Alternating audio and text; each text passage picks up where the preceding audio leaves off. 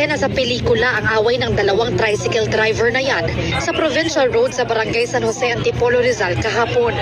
Bahagyang bumagal ang daloy ng mga sasakyan habang nagsisigawan at naghahabulan ang dalawa. Ang isa may hawak na kutsilyo habang tubo naman ang hawak ng isa pa. Sugatan ang tricycle driver na may hawak ng tubo matapos masaksak sa kaliwang daliri. Pinagsak niya ako bigla, o inaarap ako dyan. Huwag na nila malalaman na yung isa pa doon. Malalaman niya yun yan. Tat na namin, nag-aaway na nga, may pasayros pa sila na buntis, mag-asawa.